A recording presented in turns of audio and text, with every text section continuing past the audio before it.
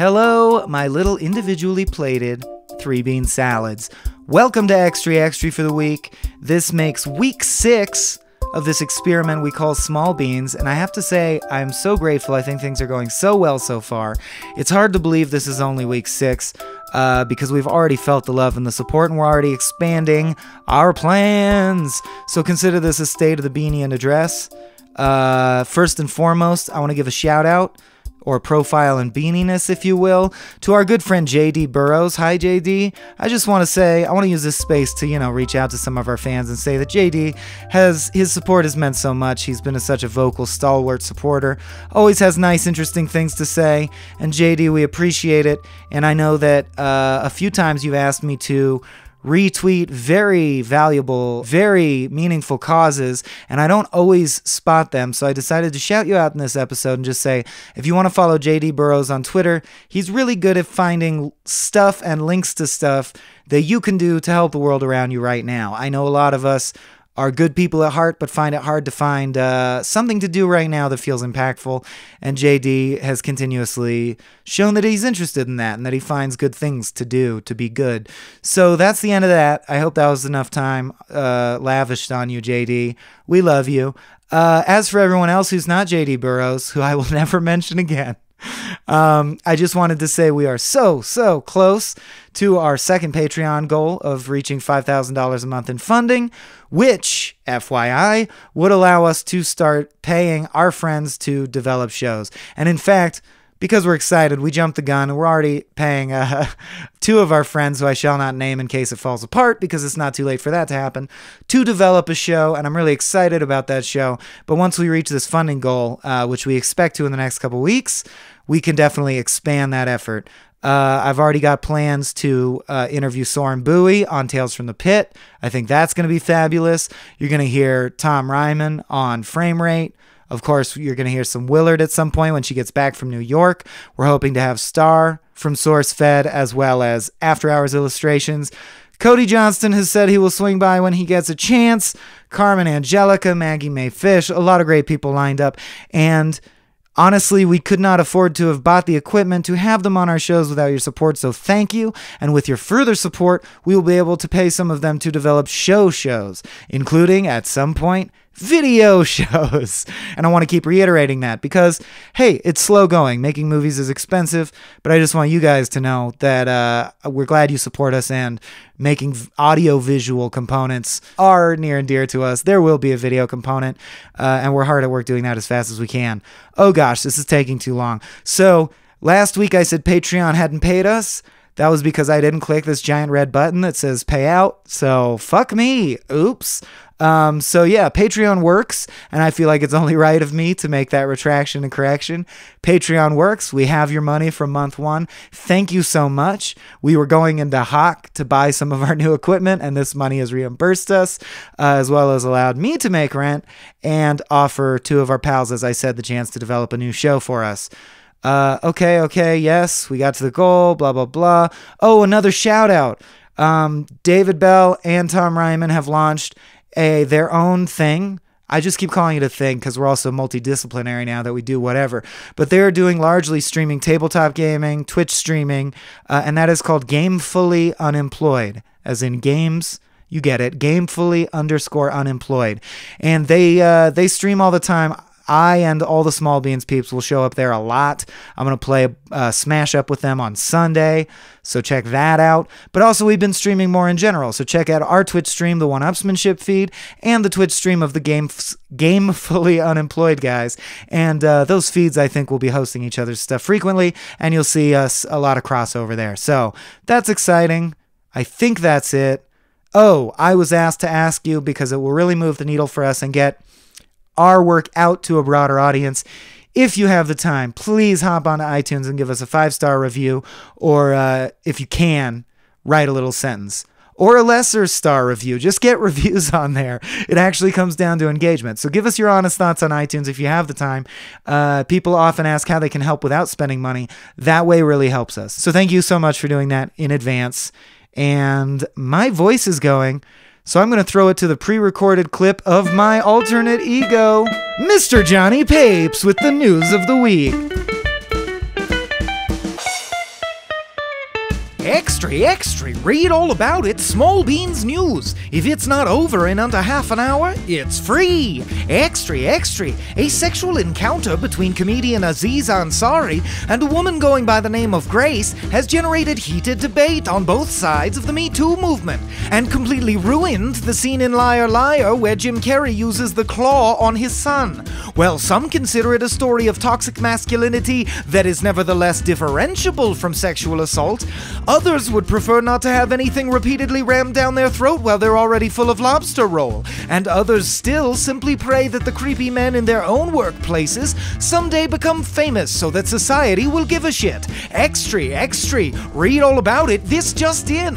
Reports of nukes hurtling toward Hawaiian Islands turn out to be false alarm, either ruining or enhancing your luau, depending on your view of end-of-the-world panic sex. President Trump has announced he does plan to tell Hawaiian citizens about the mix-up just as soon as this Puerto Rico thing is on track. Extree, extree, read all about it. Amazon has shortlisted 20 cities being considered for the home of their new $5 billion headquarters. Top contenders include Boston, Nashville, and Amazon City, formerly called Detroit. Amazon CEO Jeff Bezos has promised, quote, Olympic Games levels of economic upheaval, and plans to have the entire facility flown in brick by drones. When asked why, Bezos reminded reporters that he owns 0.12% of all wealth in the United States and can have any of us crushed at any time, or, failing that, delay the arrival of our bulk order of Funyuns and/or Amazon surveillance bots, formerly called Alexa. Read all about it, read all about it. The House and Senate race to stop a government shutdown, something many now see as fairly likely. This eventuality could send millions of government workers home without pay, shutter national parks, and slightly delay the processing of gun permits. Hoping to assure the public, a bipartisan committee of congresspeople has already vowed that, quote, nothing will stop them from getting people their guns in a timely fashion. Extree, extree, Small Beans News. Whether we're flailing at salience or nailing the famous, our promise is not to be high on inhalants. Promise not enforced. Read all about it. Health experts have determined that it is repeated impacts and not concussions that lead to CTE or chronic traumatic encephalopathy, and have warned parents, quote, don't let your kids play football until high school.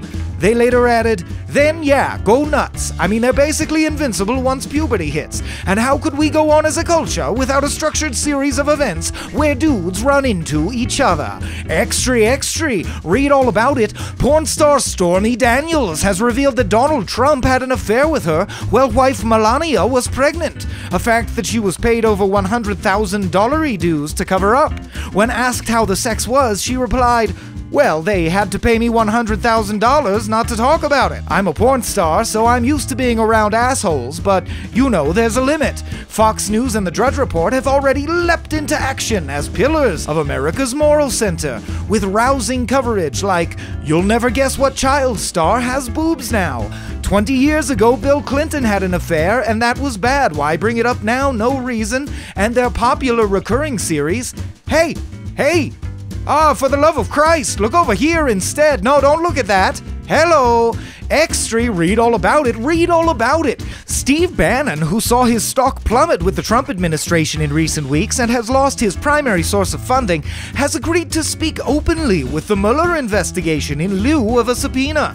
Some speculate this is a signal that Bannon has the means and desire to put Trump out of commission for good.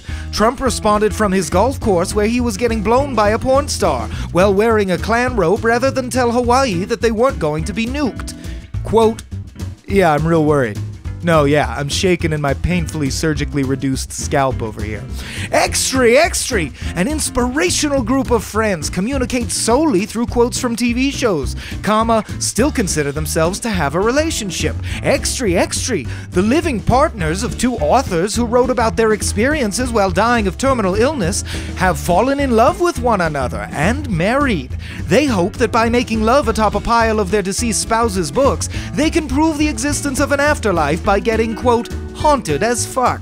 Extree! President Donald Trump is facing widespread accusations of racism after it emerged that he referred to many of the countries from which he wants to ban immigration as, quote, shitholes. Senator Dick Durbin leaked the quote, saying, "I was shocked, and my name is basically penis." Trump elaborated by urging the committee to consider more immigration from Norway and Holland. "You know," said the president, "the ones that call us a shithole." In related news, the president has lowered public political discourse to the point that news articles are regularly obliged to include words like shithole. Shithole, shithole, shithole. That's news now.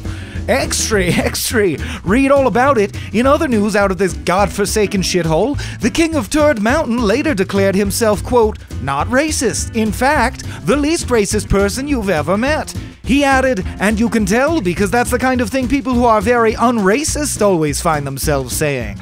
Experts are warning citizens that this is a clear signal from the administration to brace for an intense hurricane of racism, and have questioned the judgment of the World Racism Council, who famously awarded Trump the title Least Racist last year in the awards ceremony held in his mind.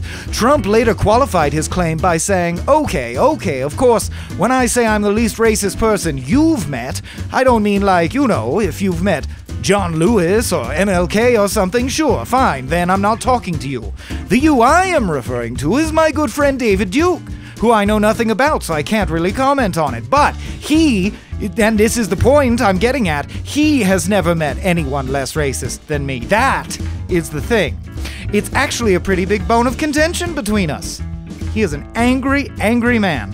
Trump has also attempted to distance himself from the comments by claiming that he didn't mean shithole disparagingly. I love shitholes, he said. Haven't you ever been to a Trump hotel? He then called the White House a dump and the Lincoln Memorial, quote, pretty slapdick. Following the comments, Trump properties the world over have been buried under one-star reviews that simply read, shithole. No, not really, but that should probably happen, right? Just saying.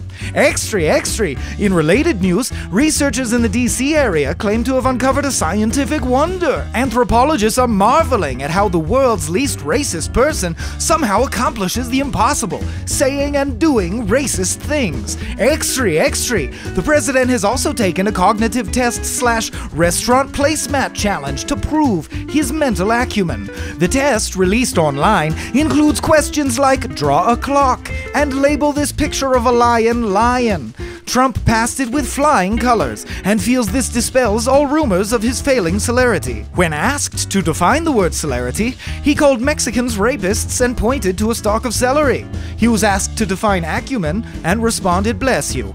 Extree! Rounding out the president's proofs that he barely qualifies as a functional human was a discussion of his workout routine and heart health. Although his doctor admitted that calcium tests do put him at risk for heart disease, Trump countered with, quote, I exercise, I walk, I this, I that. It was later revealed that by this he meant heatedly wolfing down a Big Mac between visits with foreign heads of state, and by that he meant angrily tweeting while straining at an intractable stool. Extree! Read all about it. Dead trees. Get your thin-sliced tree corpses and soot suspended in oil here. Guaranteed to rub off on your hands by the time you're on page 3. Read all about it. The House of Representatives has put forth a bill which will make members of Congress financially responsible for their own legal settlements resulting from sexual misconduct or harassment. I'm sorry, that headline has some typos. The actual news is, up till and including today, when a congressman is caught diddling interns, their settlement is paid for from taxpayer funds. Several congressmen have defended this long-standing tradition by sprinting to their offices and deleting their browser histories. Extree! California parents with terrible haircuts have been charged with a myriad of crimes after their 13 children were discovered living shackled in their home, seldom allowed to eat or shower. The parents have defended themselves by claiming that, quote, hey, we also didn't let them watch the news, shouldn't we get credit for that? The children's harrowing story will become the subject of a film, which the studio is calling a, quote, visionary reimagining of Cheaper by the Dozen 2, while the parents have announced a tell-all book and Senate run, respectively. Extree!